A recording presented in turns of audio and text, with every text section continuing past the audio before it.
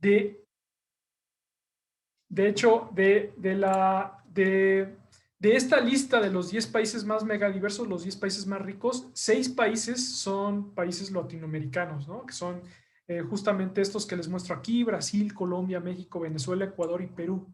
Es decir, Latinoamérica, dentro de los países que son ricos en diversidad biológica, es de las regiones más ricas de todo el planeta. No hay regiones que tengan en su totalidad tanta diversidad como nosotros. O sea, nosotros ya somos organismos humanos, ciudadanos, que nacimos en una región espectacularmente rica en comparación con lo que hay allá afuera. ¿Sale? Entonces, cuando tú tienes eso en mente, cuando tú tienes un hogar donde te gusta estar, eh, eh, surgen algunas preguntas que seguramente ustedes en el CAMI estudian mucho más a profundidad y que probablemente algunos de los que nos escuchan las han vivido en carne propia. Y es lo difícil que resulta abandonar ese lugar que te llena los pulmones de azul clarito, ¿no? Entonces, parecería ser, y eso es una corriente muy moderna, parecería ser que la migración es una consecuencia que tiene connotaciones siempre negativas. Parecería ser que las migraciones o estos fenómenos que llamamos en su totalidad como migración son siempre el producto de que algo malo está ocurriendo con el equilibrio que existe. Pero desde un punto de vista biológico, un punto de vista de la biología, y es justamente, como lo explicaba en un inicio Citlali, el porqué de estas charlas con biólogos que trabajamos, o paleontólogos y biólogos que trabajamos con migración. Luego va a haber otros ponentes que hablen de algunos otros ejemplos muy chidos de migración. Es por eso que estas pláticas tratan de comunicar la idea fundamental de que este fenómeno es algo totalmente natural, ocurre hoy en día en muchas otras especies además de los seres humanos, y que además, si nosotros tratamos de ir atrás en el tiempo, vamos a encontrar evidencias de que la migración ha ocurrido siempre, ¿sí? Las causas son muy interesantes porque son causas multifactoriales, vamos a platicar de algunas de ellas, y también sus consecuencias. La migración per se, o sea, la migración por sí misma, tiene efectos a largo plazo muy interesantes, ¿sí? Muy interesantes. Entonces, solo quiero que partamos dentro de este barco que está a punto de seguir dentro de la charla, con esta idea, ¿no? De que la migración es un proceso muy común entre los seres vivos y no es algo propio solamente de los seres humanos, ni tampoco es reciente, ¿sí? Y eso es lo que voy a tratar de argumentar a lo largo de la charla. De hecho, o sea, si ustedes toman un libro de biología y tratan de buscar qué significa migración para un biólogo, recuerden, un biólogo es aquel profesional que estudia a la vida, encontrarán que biología se resume como un flujo génico, ¿sale? Como un evento de flujo génico, es decir, como cualquier tipo de desplazamiento en el cual hay organismos involucrados que se mueven de una población a otra o de una región a otra, ¿sale? Es movimiento de organismos de un lugar a otro para asentarse y luego reproducirse. Hay ejemplos hacia cualquier lado que miremos, como migraciones impresionantes que ocurren en las aves, porque claro, o sea, quizás algunos de los impedimentos que te podrían evitar mover más lejos es que existan barreras físicas. Si tú eres un ave que vuela, seguramente esas barreras físicas no son las montañas solamente, puedes recorrer grandes distancias. Y entonces sabemos que prácticamente por todo el mundo hay aves o grupos de aves migrando de arriba para abajo, de derecha a izquierda, cruzando océanos, cruzando continentes, ¿sale? Más adelante, dentro de esta serie de charlas, se platicarán seguramente con especialistas en migraciones de aves y estoy seguro que les va a fascinar. Así como también van a platicar con especialistas en migraciones de insectos. O sea, los insectos, y sobre todo estos que tienen alas, también gustan el migrar, ¿sale? Y tenemos ejemplos de migraciones, de algunos de ellos en México, por ejemplo, con monarcas. las cuales recorren miles de kilómetros desde Canadá hasta el centro de nuestro país durante el invierno, escapando de estas condiciones un poco más frías de las que están acostumbradas, ¿no? Y migran hacia nuestro continente en procesos que son interesantísimos y que más adelante, durante esta especie como de taller, seminario, grupo de charlas que vamos a tener o que van a tener con el Cami, con Citlali y con todo su equipo durante todo el mes, ¿sale? Y ahí espero que puedan platicar con estos expertos de las monarcas. Pero no solo ocurre en tierra, no solo ocurre con las cosas que vuelan, también podemos ver grandes migraciones con animales marinos. Por ejemplo, en México hay migraciones de grandes mamíferos marinos como ballenas e incluso, por ejemplo, tiburones que llegan al Golfo de California en los meses en los cuales esa agua cálida les da una escapatoria de escenarios mucho más fríos en otras partes del planeta. Y literalmente es como una gran guardería, es como el Golfo del Mar de Cortés, el Golfo de California, es un gran escenario en el cual todos estos mamíferos que vienen de todas partes del mundo se reúnen para hacer lo que ellos saben, que es nadar y disfrutar la vida echando aire por los cielos, ¿no? Dan unas buenas bocanadas de aire y exhalándolas en mar adentro. Entonces, tenemos muchos ejemplos para donde veamos, para donde miremos. Y es claro que en estas migraciones se implica este fenómeno de que haya organismos moviéndose de un lugar a otro, ¿no? Pero, ¿qué tan profundas? Bueno, antes de llegar a eso, algunas de estas migraciones pueden desarrollarse o las pueden desarrollar organismos que están en una temporalidad distinta a nosotros o que son muy diferentes a nosotros, como las plantas. Es decir, la migración es fácil de entender cuando tienes alas, cuando tienes patas, cuando tienes aletas para moverte. Pero ¿qué pasa con las plantas? Bueno, las plantas también migran, ¿sale? Solo que migran en escalas de tiempo distintas a las nuestras.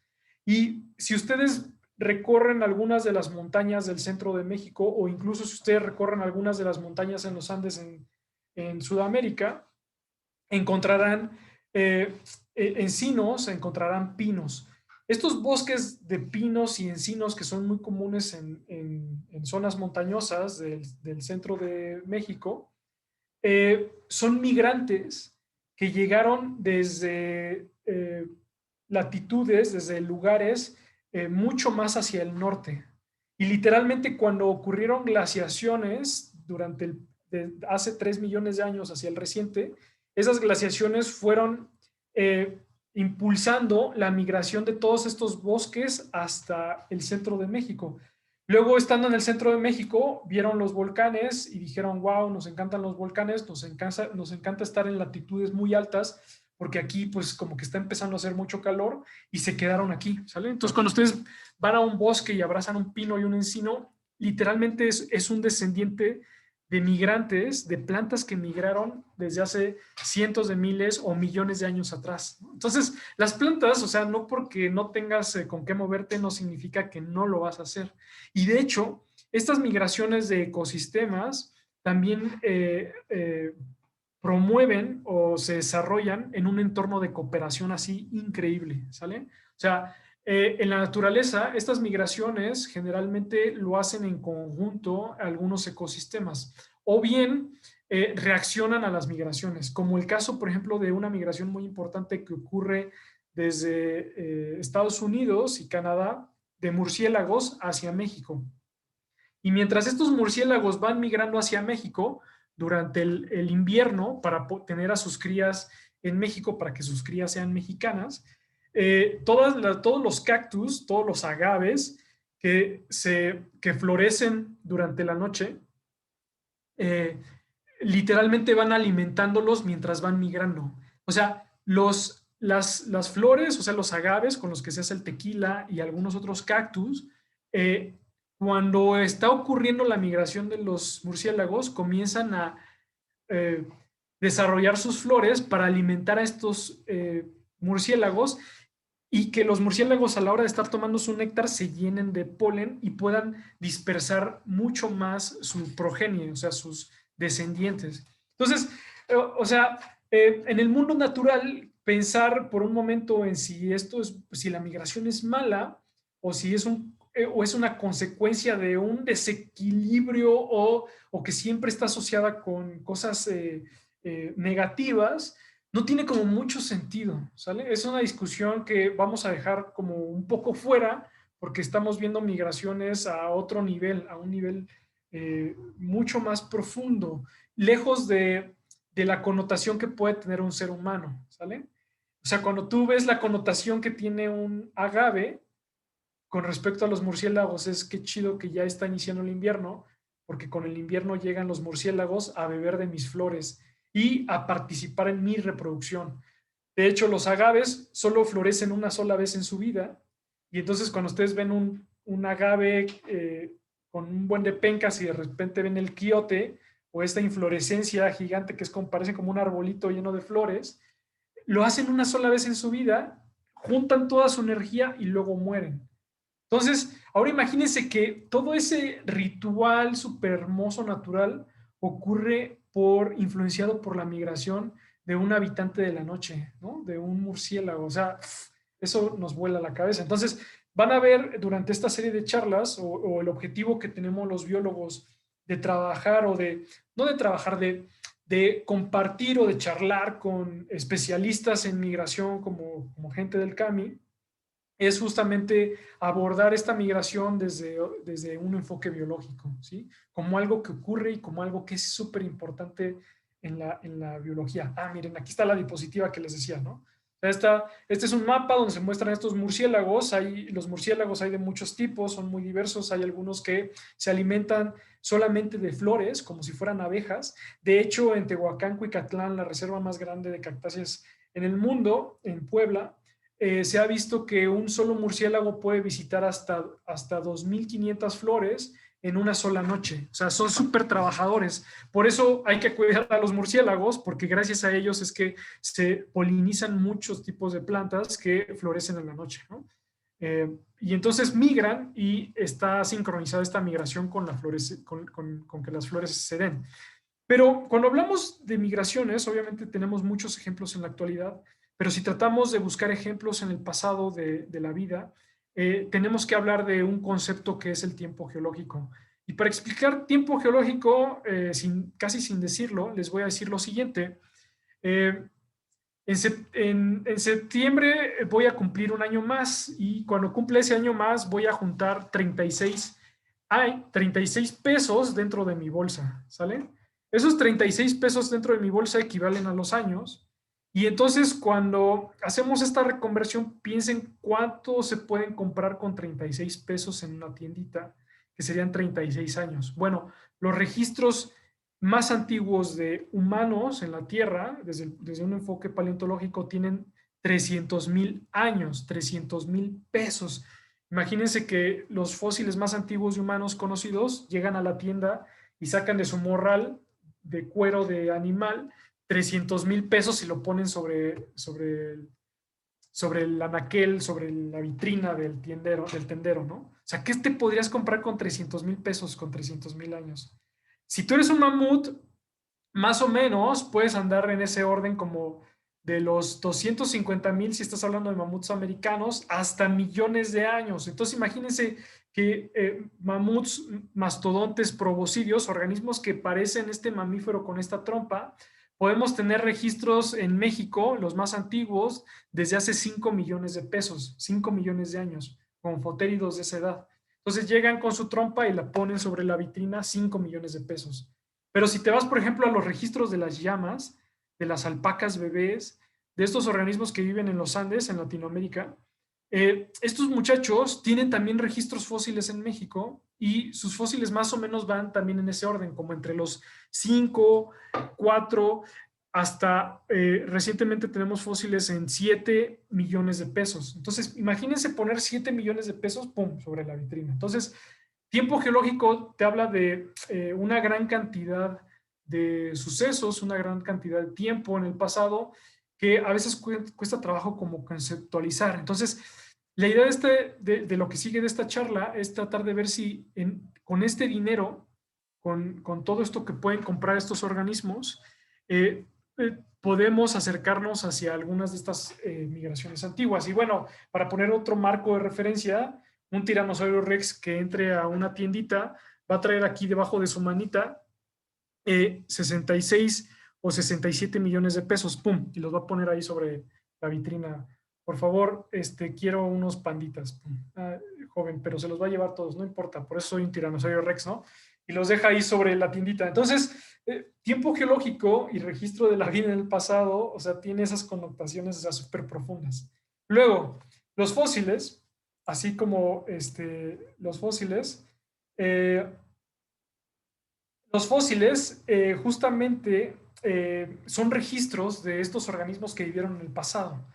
Cuando todos vamos a los museos y vemos esos esqueletos hechos de roca, que discutimos sobre si son o no reales, si estamos viendo una réplica o si es el fósil real, estos muchachos son lo que quedó de antiguos organismos enterrado dentro de las rocas y que luego sufrió una transformación en el cual toda su materia orgánica se transmutó o se intercambió por minerales, por sedimento en el cual estaba embebida, ¿no? Entonces, nosotros vemos esqueletos de dinosaurios, esqueletos de dientes de sables, esqueletos de antiguos hombres. Su composición ya no es la de un esqueleto actual, sino que fue reemplazada por este proceso llamado fosilización. Y literalmente la fosilización puede eh, preservar, más bien generalmente preserva las partes duras. Por eso casi nunca tenemos cachetes, pelo, vísceras, panzas, músculos, ¿no? Es muy raro preservar esas partes blandas y casi siempre tenemos como evidencias de los esqueletos, de las partes duras. Con estas evidencias, con estos huesos de organismos que vivieron en el pasado, con estas conchas, con estos rastros, con estas huellas, con estos vestigios que quedaron de organismos que vivieron en el pasado, más de 10.000 años, es que los paleontólogos, los profesionales que se dedican al estudio de los fósiles, reconstruyen cómo era la vida en ese entonces y reconstruyen cómo eran algunos eventos de la vida en ese entonces, ¿sale? Resolviendo una pregunta rapidísima del Facebook Live, sí, la floración de estas cactáceas y de estos agaves está en sincronía con la migración de estos murciélagos, ¿sale? Así como también está en sincronía con que florezcan durante la noche, o sea, porque no florecen durante el día, sino que florecen durante la noche porque su néctar evolucionó para satisfacer el gusto, el paladar exquisito de un murciélago, ¿sale? O sea, eso está súper bonito, está súper chido. Así es como funciona esta cooperación en la vida cuando estás ante organismos que van de paso, ¿no? O sea, los aprovechan tanto unos como otros. Entonces, a través de los fósiles, regresando a donde estábamos, a través de los fósiles podemos tener como ventanas hacia el pasado. Podemos reconstruir más o menos algunos eventos que ocurrieron en el pasado y si no, los vamos a seguir construyendo o reconstruyendo conforme colectemos cada vez más y más fósiles. Entonces, si nosotros viajamos hacia el pasado, hacia Latinoamérica hace 1.000.000 de años, encontraremos que hace 1.000.000 de años en Latinoamérica no había asfalto, no había casas, no había carros, no había edificios. Es más, ni siquiera había aquí humanos cazando, sino que era un territorio dominado por megafauna, era un territorio dominado por otros tipos de organismos en los cuales destaca la megafauna, que son mamíferos de gran talla, ¿sale? Aquí tenemos algunos integrantes que no son tan conocidos, pero que sí que tienen relación con algunos muchachos que hemos visto trepados en los árboles, como los perezosos, ¿sale? Este es un perezoso gigante. Aquí tenemos un pequeño tanque del pasado, que es un gliptodonte, es un pariente de los armadillos actuales, solo que estos muchachos pudieron llegar a tener el tamaño de un bocho, de un Volkswagen, de un carro pequeño. Y también en esta Latinoamérica, o sea, teníamos algunos proboscidios, caballos y obviamente depredadores como, por ejemplo, félidos o cánidos, entre los cuales obviamente destacan, por supuesto que sí, dientes de sables, lobos o cosas que parecían como hienas, ¿sí? Que son como borofaginos, ¿no? Y a través de esta reconstrucción nos topamos con algo muy interesante. Latinoamérica, o sea, toda esta región latinoamericana que inspira a todos estos artistas que se desarrollan en nuestro continente, era súper rica. O sea, si hoy en día es rica, cuando tú viajas 1 millón de años hacia el pasado, ¡pum!, te encuentras con riqueza, tomas otra vez esa máquina del tiempo, viajas 2, 5 millones de años al pasado, 10 millones de años hacia el pasado y sigue siendo súper rica. Nuestra región ha sido rica por millones de años y literalmente nosotros somos herederos de esa riqueza, ¿no? Entonces, a través de, digamos que la paleontología, los paleontólogos vamos desenterrando estos huesos de estos organismos que vivieron en el pasado. Aquí tenemos huesos de mamuts, ¿sale? Y estos huesos de mamuts, o sea, que son unas cosas gigantescas, podemos ir reconociendo algunos aspectos sobre su origen. Y una de las preguntas como más básicas es, ¿de dónde vienen los mamuts? O sea, ¿son made in México? ¿Se originaron en América? ¿Se originaron en Latinoamérica? Y lo que sabemos hoy en día es que los mamuts son migrantes asiáticos. Los mamuts en particular, cuando estamos hablando del género Mamutus, para aquellos conocedores de nomenclatura científica o de taxonomía o de paleontología. Entonces, Mamutus es un migrante asiático, es decir, literalmente estos muchachos se desarrollaron en el viejo mundo, se desarrollaron en, en los límites de entre Asia del sur, ¿no? Principalmente asociado a la placa tibetana, ¿sale? Por donde está el Everest, casi toda esta megafauna gigantesca se origina o termina de originarse ahí, de crecer de gran tamaño, de llenarse de pelo ahí. Y luego de que estos grandes mamíferos trompudos se originan, comienzan a migrar. Ay, perdón. Dejen quito a mi perrita que no me deja terminar. Entonces, perdón. Entonces, se originan ahí y migran a través del estrecho de Bering. O sea, literalmente este puente terrestre panameño, aunque aunque los medios de comunicación te hagan ver que está muy lejos Asia de Norteamérica, están súper cerquita. O sea, cuando ocurren glaciaciones, esto se vuelve un puente terrestre que permite la conexión entre organismos asiáticos y norteamericanos, de tal forma que muchas veces en el pasado han cruzado organismos de Asia hacia Norteamérica y viceversa, de Norteamérica hacia Asia. O sea, es un cruce, es un puente entre mundos diferentes y como evidencia de ello tenemos a los elefantes, ¿sí? O sea, muchachos proboscideos, mamuts que llegaron de allá hacia Norteamérica, ¿sí?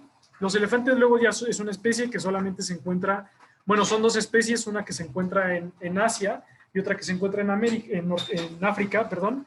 Curiosamente, los elefantes asiáticos están más relacionados con los mamuts que con los elefantes africanos, ¿sale? Es una cosa bastante interesante. O sea, si ustedes quieren seguir como un pariente cercano de los mamuts, pues vayan a un zoológico o vayan a Asia y miren de frente a un elefante asiático. Pero en la paleontología te llevas otras sorpresas. Y otra sorpresa que ha revolucionado y que le ha volado la mente a los paleontólogos mexicanos por mucho tiempo, por unos 30 años al menos, y a los paleontólogos norteamericanos por más de 100 años, es que los caballos se originaron en América, los caballos se originaron en Norteamérica. Y han tenido una historia loquísima, o sea, cuando digamos que el contacto más reciente que tuvimos con caballos fue durante la conquista. Todos hemos crecido con esta idea de que durante la conquista, estos conquistadores del viejo mundo, estos descendientes de Quetzalcóatl, iban montados en estas bestias y los hacían verse como más grandes, eran organismos de ese viejo mundo, ¿no? De Europa. Sin embargo, hoy en día sabemos que los caballos, antes de que hubiera humanos en América, ya vivían en este territorio, ya vivían en toda América. Y de hecho, la discusión hoy en día está en torno a en qué parte de Norteamérica se originan los caballos. Hoy en día creemos o tenemos evidencias, hipótesis de que México podría ser la región en la cual se originan los caballos. ¡Pum! Una vez que se originan, hace cerca de 3 millones de años, bueno, entre 3 a 4 millones de años, migran hacia Norteamérica y hacia Sudamérica y luego cruzan a través del estrecho de Bering, por donde llegaron los mamuts o donde van a llegar en el futuro los mamuts, y se diversifican en Asia, se diversifican en Europa, en África, y allá luego en Kazajistán los domestican. Y una vez que los domestican, pues las cosas cambian radicalmente, ¿no? Regresan con los conquistadores y entonces, curiosamente, los caballos están regresando a la tierra que los vio nacer, ¿no? Entonces, es una migración que fue y luego regresó en una temporalidad de millones de años. Y aquí lo que les presento en esta imagen es una reconstrucción de cómo luciría nuestro bello, alguna región cualquiera de Norteamérica, con algunos caballos corriendo, manadas gigantescas de miles de individuos. Y aquí tenemos un cráneo fósil, ¿sale? Este es un cráneo de un caballo fósil que fue encontrado en Zacatecas y es la evidencia más antigua que existen de caballos o de equidos relacionados con el género Equus, donde están todos los caballos actuales, ¿sí? Hoy en día solo existe un género y creemos que ese género pudo haberse originado en México. Hace 100 años se discutió sobre si se había originado en Europa o en América, pero esa discusión quedó 100 años en el pasado y hoy en día la discusión es en qué parte de Norteamérica se originaron esos caballos, ¿sale? Entonces, piensen por un momento en las connotaciones o en la importancia que tuvo la migración de los caballos para el mundo tal y como lo conocemos hoy en día, ¿sí? Y de manera así como resumida, podríamos englobarlo como en dos procesos. Uno es la diversidad. O sea, el que los caballos mexicanos no se hayan quedado solamente en México, sino que hayan migrado a todo el mundo, obviamente desarrolló una mayor diversidad, un mayor número de especies de descendientes que se involucraron de lleno en los ecosistemas donde habitaron. O sea, por un momento piensen ¿qué pasaría, cómo serían los ecosistemas en África si no existieran las cebras? O sea, si los caballos nunca hubieran llegado a África.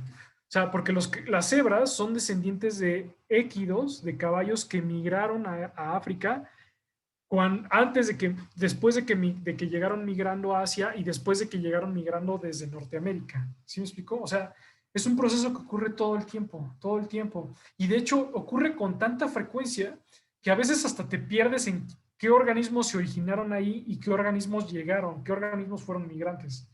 Bueno, por un lado. Por otro lado, la cooperación. O sea, para ponernos bien antropocéntricos, bien antropológicos, bien humanos, imaginen qué hubiera pasado o cuál es la importancia de los caballos en la historia de la civilización humana. O sea, imaginen la civilización humana sin caballos, o sea, sin domesticación de estos animales, sin que te ayuden a labrar la tierra, sin que te ayuden a llevar suministros o a recorrer grandes distancias encima de ellos, sin estos organismos que te ayuden a luchar en guerras, en batallas. O sea, ¿qué hubiera pasado, o sea, con todas estas civilizaciones asiáticas, europeas, que convivieron con estos organismos? O sea, las cosas hubieran sido muy diferentes y lo que ellos no supieron es que, luego de estar cepillando el pelo, el crisol, ¿cómo se llama? De sus mascotas gigantes, de sus compañeros de viaje, es que son descendientes de migrantes de América, de migrantes de Norteamérica, y más poderoso aún, son migrantes mexicanos, o sea, son équidos que se originan en México, posiblemente en México, y migran hacia todo el planeta. Entonces, algunos migrantes, como les digo, llevan tanto tiempo ahí y se han involucrado tanto con el ecosistema, con su entorno, que ya no los puedes disociar o ya no puedes ver el mismo ecosistema, el mismo paisaje sin ellos, ¿no? Por ejemplo, en Sudamérica tenemos muchísimos llamas, vicuñas, alpacas, o como ustedes les llamen, a estos organismos que están aquí, como este organismo que está posando aquí en Machu Picchu, Y es muy difícil disociarlos de los Andes, ¿no? O sea, es imposible. O sea, casi que cuando vas tú a Machu Picchu, tienes que, aparte de subirte ahí, digo, yo nunca he ido, tienes que abrazar a una alpaca bebé o sentir esos pelitos sobre la cara en un suétercito que probablemente es muy caro, o tomarte una fotografía con una de ellas, ¿no? Y difícilmente la vas a disociar como algo que no pertenece a ese lugar, ¿sí? Hoy en día tenemos la costumbre así totalmente errónea de que los migrantes son organismos que no pertenecen al lugar y rompen con ese equilibrio, pero cuando tú miras cualquier escenario natural, biológico, está lleno de especies, de organismos que están migrando. Y estas alpacas, estas vicuñas, estas llamas bebés, son migrantes, ¿sale? De hecho, son migrantes que también se desarrollaron en Norteamérica. Hoy en día también se discute si no se desarrollaron en México y luego migraron hacia Sudamérica, ¿sale? Una vez que migran hacia Sudamérica, se desarrollan como la tribu Lamini, donde están todos estos organismos que están relacionados, alpacas, llamas, vicuñas, y otro grupo hermano, o sea, otro tipo de camélido, migra a través del estrecho de Bering y llega hacia Asia y termina en un lugar totalmente insospechado, que es África.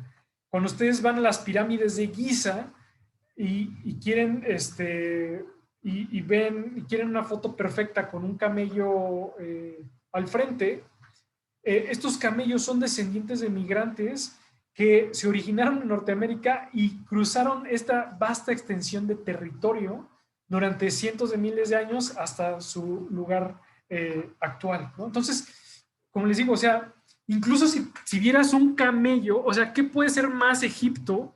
¿Qué puede ser más faraón de Egipto que un camello, o sea, posando con una pirámide de Giza? O sea, y cuando tú pones en entredicho si este organismo se originó ahí, te das cuenta cuando comienzas a rastrear en su árbol genealógico que ni siquiera los camellos son africanos, sino que sus ancestros se desarrollan en Norteamérica y luego migran hacia el viejo mundo. Ahí hay una historia muy bonita, yo les recomiendo que la lean, porque algunas de las adaptaciones que tienen hoy en día para el desierto en realidad surgieron en entornos muy fríos, en entornos de mucho frío, ¿sale? Y a veces incluso puede haber prejuicios sobre aquellos que migran. O sea, de manera muy humana tendemos a pensar de manera errónea que los más fuertes, los más rápidos, los más ágiles son los que van a conquistar nuevos escenarios, nuevos territorios. Y muchas veces es lo bonito de la paleontología, es lo bonito de la vida, te muestra que la diversidad es más importante, que todos tienen una oportunidad, ¿sale? Y un ejemplo muy chido de eso es, por ejemplo, los capibaras o carpinchos, no sé cómo les digan en Latinoamérica, si es que tenemos alguna persona de ahí que los conoce, pero son estos organismos súper apacibles, súper tranquilos, podrían estar tomando un baño con agua calientita toda su vida y no moverse. Y estos muchachos son roedores, ¿sale? Son roedores gigantes. Algunos de estos roedores gigantes llegaron a ser realmente enormes, ¿no? O sea, imagínense encontrarse con un roedor de este tamaño que probablemente también era un ser apacible como sus descendientes, ¿no? Bueno, estos muchachos, uno pensaría, son algo súper latinoamericano, o sea, súper de Sudamérica, Centroamérica, y probablemente se originaron ahí. Sorpresa. Todos estos grupos de los Cavidae o esticognatos parece ser que son migrantes de una tierra muy lejana. ¿Qué tan lejana? Creemos que migraron desde África. O sea, estas cosas súper apacibles, súper tranquilas, que parecería ser que lo único que les gusta es de disfrutar de las comodidades que les da la vida. O sea, son tan tranquilos que incluso los monos se suben arriba de ellos y los usan como transporte. Y curiosamente, tanto ellos como los monos que hay en Latinoamérica, son descendientes de antiguos migrantes que cruzaron todo este vasto mar Atlántico hace millones de años. ¿Cómo cruzaron? Hoy en día es uno de los grandes interrogantes de la paleontología. hay una hipótesis que se le llama el wave dispersal y que en palabras así de un mexicano sencillo es un buen día, una tormenta en África eh, soltó al mar a un buen de capibaras y de monos que por el miedo se treparon arriba de los troncos y hicieron un viaje de semanas, meses alrededor del Atlántico hasta Sudamérica, ¿no? Una hipótesis súper complicada, pero literalmente la presencia de estos muchachos en Sudamérica y que sus ancestros estén en África nos cierra muchas alternativas. O sea, probablemente estemos equivocados, es una hipótesis, pero hasta allá está justamente en el umbral de la imaginación entre la comunidad científica con base en evidencias fósiles, con base en evidencia de sangre, ¿sale? También se estudia la sangre y se ve cómo algunas moléculas están dentro de la sangre pueden reconstruir ese árbol genealógico de estos organismos, ¿sí? Y creemos que los ancestros están en África. De hecho, no es la única migración desde África hasta Sudamérica. Hay otra migración muy interesante que es la de un árbol que se llama guapinol. En Chiapas hay bosques de esta planta que se llama guapinol. Aquí aquí están sus frutos, son bastante extraños, sobre todo si no los has visto. Y lo más interesante es que este guapinol parece ser que es un migrante. De nuevo, les decía que las plantas pueden migrar. Es un migrante de África, pero no solamente de África, no migró de las costas del oeste de África, que sería como lo más cercano, sino que migraron desde Madagascar y el este de África, desde los bosques costeros del este de África y Madagascar hasta Sudamérica, Centroamérica e incluso Norteamérica. O sea, eso está súper loco. No solamente migran esos guapinoles, sino que con ellos migran insectos. Y sabemos que migran algunos insectos, como estos coleópteros, como estos escarabajos, porque se conservaron en ámbar. Y cuando vemos el ámbar de estos escarabajos de, eh, de Chiapas, son muy parecidos, curiosamente, al tipo de escarabajos que hay en Madagascar. Entonces, literalmente tenemos migraciones desde Madagascar en la historia de la vida cuando vemos el registro fósil, cuando viajamos en el tiempo. O sea, no hay límites. Para la vida no hay fronteras. Esos muros que creamos nosotros los humanos son más artificiales que nuestros perfiles de Facebook. Cuando de moverte, cuando de migrar se trata. O sea, la vida no tiene límites. La vida tiene un potencial gigantesco de conquistar nuevos entornos, nuevos escenarios. Y no solamente lo hacen como una consecuencia, y el impacto no es solamente tener un bosque extraño de plantas que están en Madagascar, sino que a veces el cambio que ocurre en los lugares donde está ocurriendo esta migración puede ser contrastante, o sea, puede ser gigantesco, puede ser extraordinario, ¿sí? Y eso lo sabemos por la última gran migración de todos los tiempos en América. Esta última gran migración de todos los tiempos en América ocurrió hace aproximadamente 5 millones de años, aunque podría extenderse hasta los 10 millones de años, y involucra a ecosistemas enteros de Sudamérica que migraron hacia Norteamérica y a su vez ecosistemas enteros de Norteamérica que migraron hacia Sudamérica.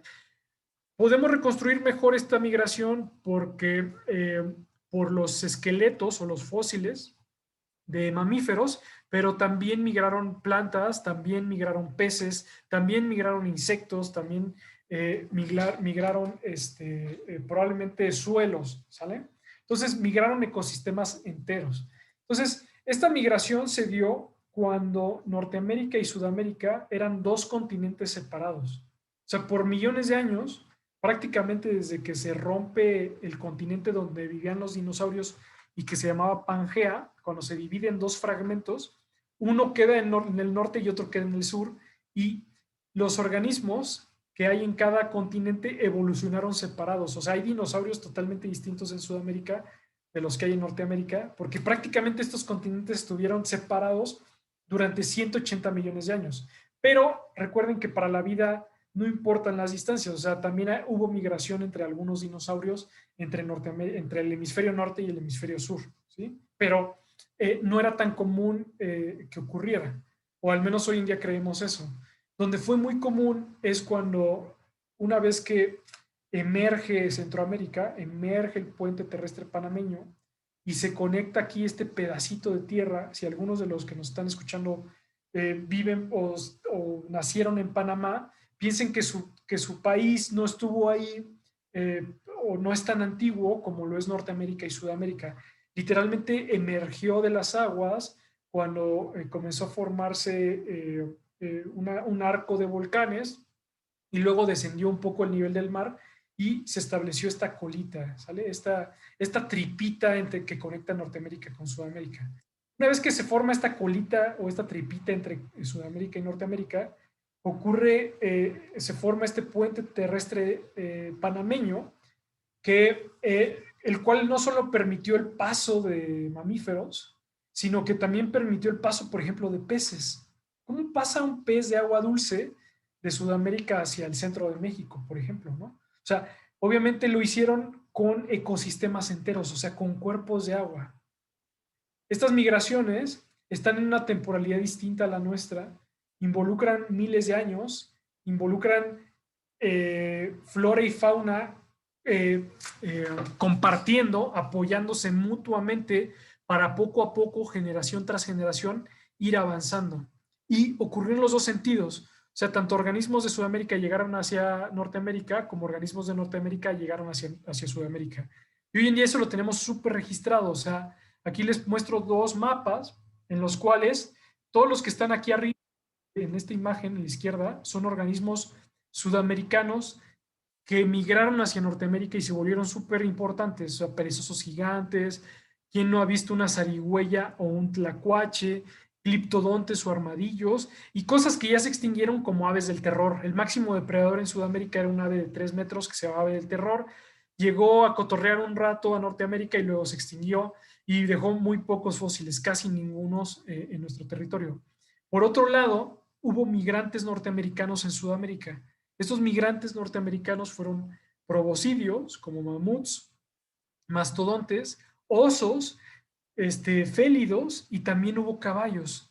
También hubo, por ejemplo, camellos, que son los ancestros, o sea, que son el grupo, la familia en la cual están las alpacas, las llamas, las vicuñas. Entonces, una migración en los dos sentidos, y entonces esta migración en los dos sentidos súper enriqueció nuestra América. O sea, esta migración hizo que la mezcla hiciera que los ecosistemas fueran una delicia, fueran una riqueza extraordinaria de especies.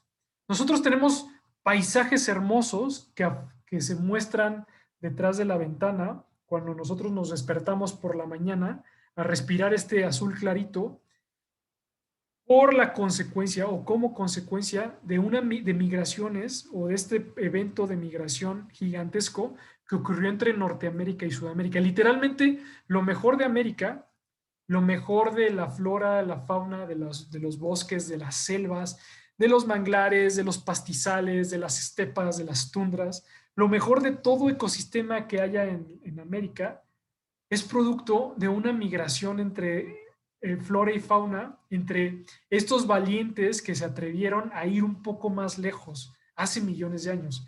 Sin esta migración, ni el Amazonas hubiera sido diverso como lo es hoy en día, ni el centro de México hubiera sido diverso, el centro y sur de México hubiera sido diverso, ni el suroeste de Estados Unidos hubiera sido tan diverso como lo es o Florida.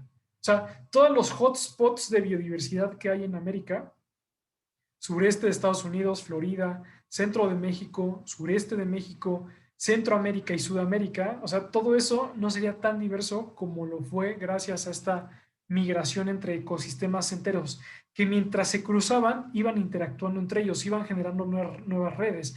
Algunos se extinguieron, otros se diversificaron y prácticamente el mundo tal y como lo conocemos, previo a la llegada de los humanos, se configuró en nuestro continente gracias a ello. Y tú dirías, no manches, Fito, qué cosa tan más importante. No lo puedo creer que la migración tenga ese alcance, esa capacidad de darnos riqueza a todos los americanos. Pero ahí no se queda la cosa. O sea, Esta migración o este evento, el gran intercambio biótico americano, cuando se conectan las dos Américas y comienzan a intercambiar faunas, también está relacionada con un evento que ocurre en África, ¿sale? Literalmente, cuando surge el puente terrestre panameño, se modifican las corrientes marinas y estas corrientes marinas cambian, aceleran el cambio climático, que es un cambio climático de enfriamiento y aridificación del planeta, ¿sí? Es decir, cuando Norteamérica y Sudamérica se unen, se desconecta el océano Atlántico del océano Pacífico, se cambian las corrientes marinas y esto genera que el mundo se vuelva cada vez más frío. Inician glaciaciones y estas glaciaciones reducen el nivel del mar y prácticamente tienen impacto en que exista menos lluvia en todo el hemisferio norte bueno, en todo el planeta, ¿sale? Entonces es un mundo cada vez más frío, cada vez más árido, y en estos mundos cada vez más fríos y cada vez más áridos ocurre un cambio en los ecosistemas así radical de África. Literalmente África, con toda esa vegetación boscosa, comienza a fraccionarse, comienzan a romperse, a ocasionar o a volverse o a desarrollarse parches de vegetación y comienzan a diversificarse pastos y vegetación espinosa, ¿sí? De hecho, primero se origina la vegetación espinosa y luego se originan los pastos en África o se vuelven dominantes a las sabanas y las sabanas literalmente van haciendo que los pequeños manchones de bosque sean como islas en medio de sabanas. En esos manchones de bosques en medio de sabanas, grandes simios comienzan a diversificarse y entonces hay un momento en África, justo cuando se conecta Norteamérica con Sudamérica, que comienzan a surgir muchísimas especies de grandes simios, ¿sale?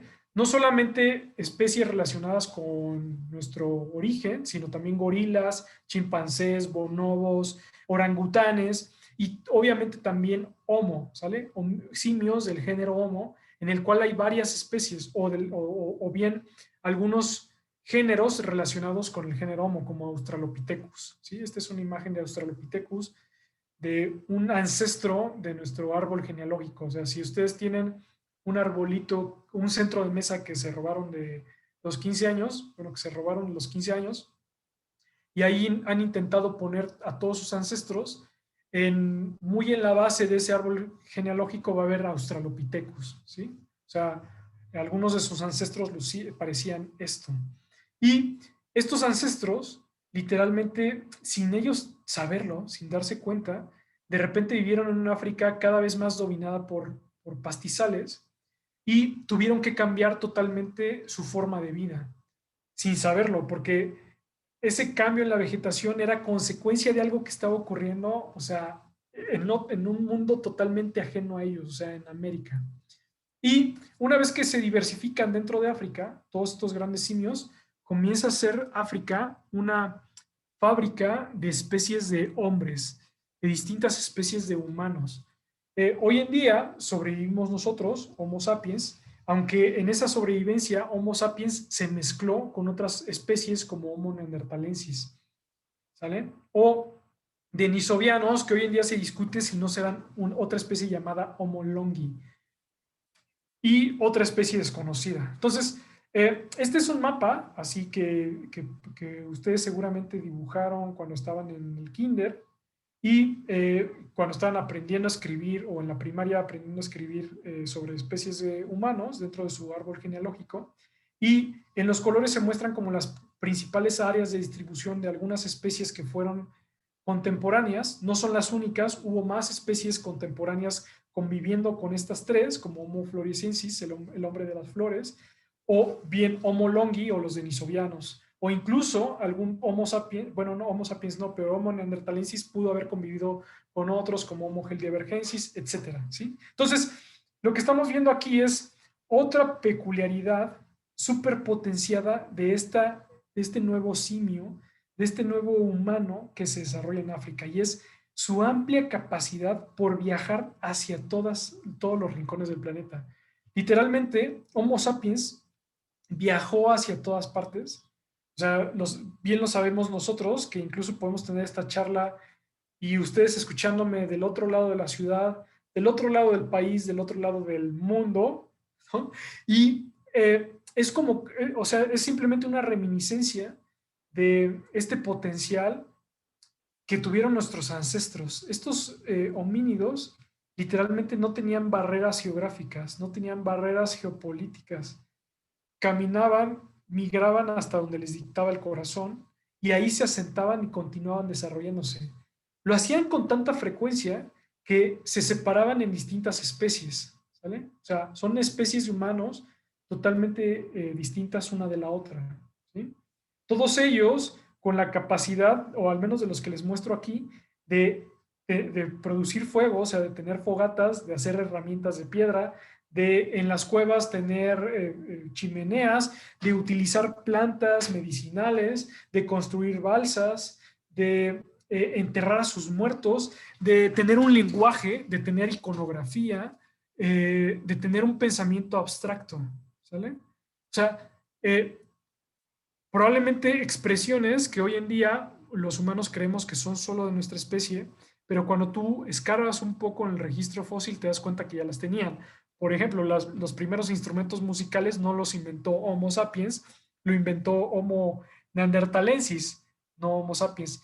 El primer control del fuego, las primeras fogatas para cocinar la carne o los alimentos fue de Homo erectus, la especie más longeva de todos los tiempos, 2 millones de años, no de Homo sapiens. Homo sapiens fue muy bueno para migrar y mezclarse. De hecho, hoy en día todos los humanos que vivimos en este planeta, cuando estudiamos nuestra sangre, nos damos cuenta que partes de esa sangre muestran la mezcla que tuvimos con otras especies de humanos, con otras especies de homínidos. Y dependiendo de la región donde vivas, puedes tener un porcentaje mayor o menor de algunos genes que son de otras especies, ¿sí? Incluso se han caracterizado qué características fueron heredadas de esas otras especies, como los neandertales. Sabemos que el gen que te da el ser pelirrojo podría ser neandertal, o incluso otro gen que te da la adicción al tabaco podría ser también neandertal. Pero en resumidas cuentas, Homo sapiens, así como toda la vida misma, hace honor a su nombre como ser vivo al migrar sin límites, y dentro de esa migración ir aprendiendo a cooperar con los otros, mezclarse con ellos y continuar, ¿no? Asentándose, continuar y continuar y continuar. Muy bien, chicos. Muy bien a todos los que nos escuchan. Hasta aquí estos breves ejemplos sobre inmigración. Hay muchísimos otros más, tantos como especies hay en la historia de la vida. Y no sé si tienen alguna pregunta o comentario al respecto. Voy a dejar de compartir. Veamos por ahí, nos asomamos, por favor, Spencer, a ver si hay alguien que tenga alguna pregunta, que tenga levantada la mano. Sí, tenemos un par de preguntas.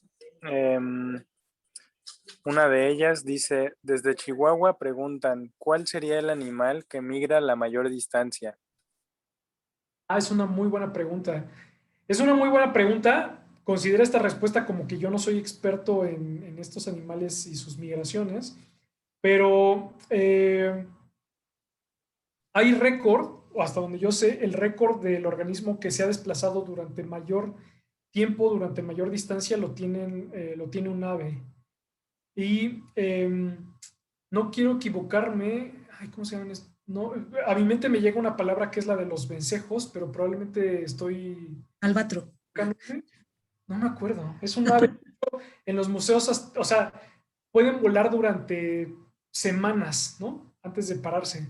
Pero hay migraciones probablemente las migraciones más grandes seguramente en distancia son aves, o sea, pueden literalmente ir del hemisferio norte al hemisferio sur, cruzar océanos, pero también son muy relevantes las migraciones que tienen, por ejemplo, mamíferos acuáticos, ¿no? O sea, hoy en día, o sea, hoy están en la Antártida, pero mañana están en el Golfo de California, después están en Sudáfrica, o sea, se mueven por todas partes.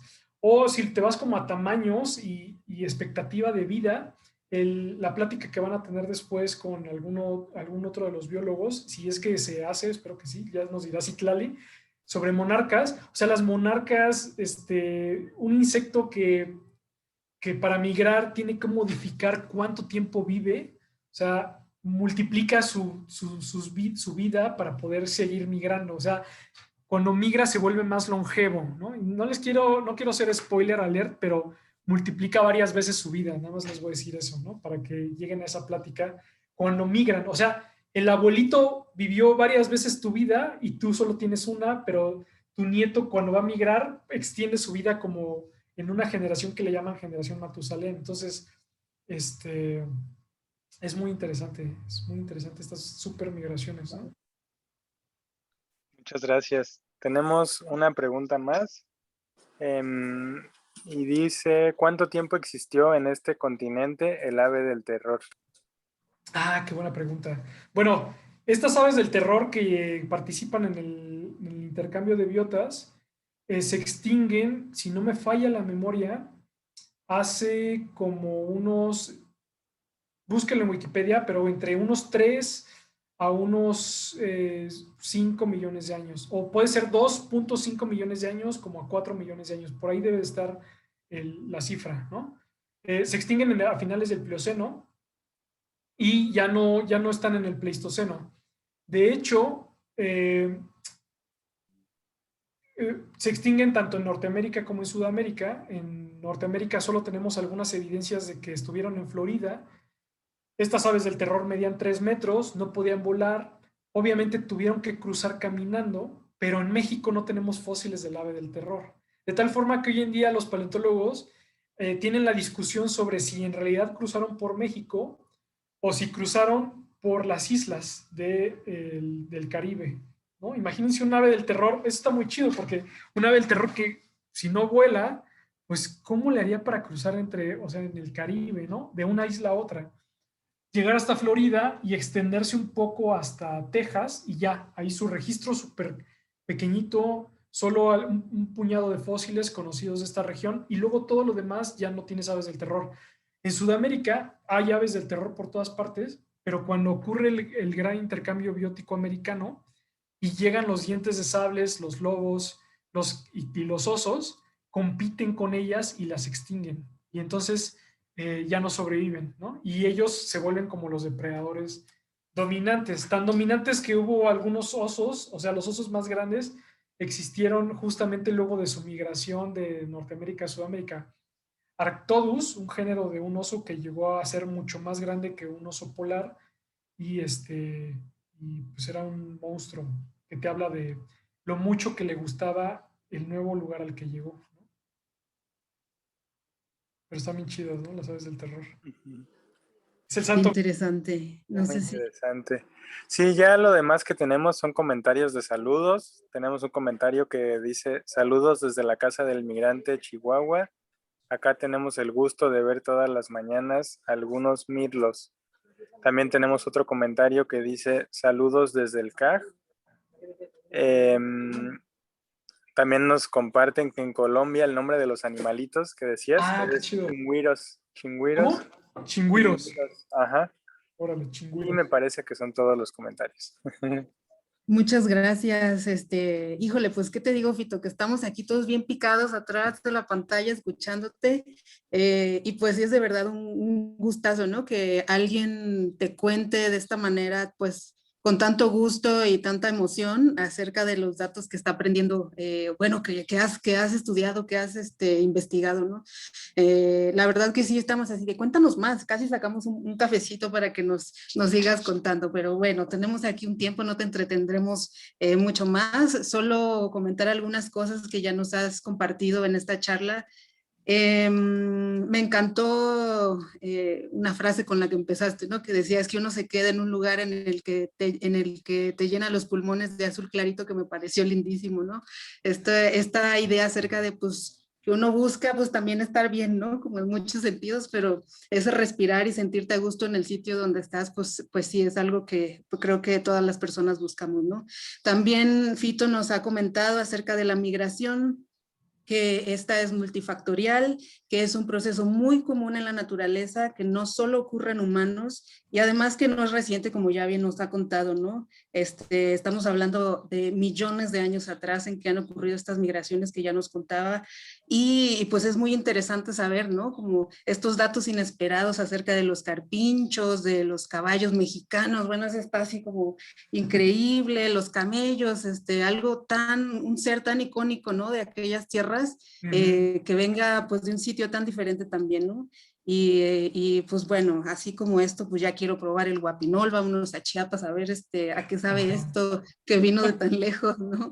Entonces, pues bueno, quedarnos con estos datos acerca de la movilidad, no solo con las personas, de las personas, sino cómo ha sido vital, ¿no? Como para constituir el mundo así como lo conocemos, como ya nos estabas adelantando, ¿no? También recupero esta idea que nos decías, que nos compartías, ¿no? La migración no es necesariamente el producto de algo malo que esté pasando, ¿no? En este escenario en el que nos estabas compartiendo, pues se trata de, no sé, hasta instintos, ¿no? De vida, de búsqueda de la vida, y eso está bien lindo, observarlo, pues, desde los recorridos que han hecho todos estos seres que ya nos platicaste, ¿no? También me encantó lo que nos explicabas acerca de la apropiación distinta que hacen, pues, tanto los animales como las plantas, no solo del espacio que van habitando, sino en el tiempo, ¿no? Entonces me imaginé clarito como ese pinito iba en cámara lenta, como en cámara lenta, viajando y ocupando y habitando de otra forma distinta este espacio al que llega como de nueva cuenta, ¿no? Entonces me parece muy, muy chido pensar tanto el tiempo como el espacio que suceden para todos de forma diferente, ¿no? Pero pues eso, imaginarme las plantitas haciendo estos viajes inmensos también es interesante, ¿no? Te agradecemos muchísimo tu presencia aquí, tu charla y de verdad que todo el ánimo y que nos transmites, ¿no? Porque de verdad quedan ganas de saber más de todos estos temas. Les cuento a todas, todos que vamos a seguir con esta serie de charlas los miércoles de julio. Ya nos contaba Pito que vamos a tener la presencia de alguien especialista en aves, también alguien que nos va a venir a contar acerca de la mariposa monarca. Y pues estamos esperando otra persona que cierre con nosotros hablándonos acerca del mar, pero ya les estaremos confirmando.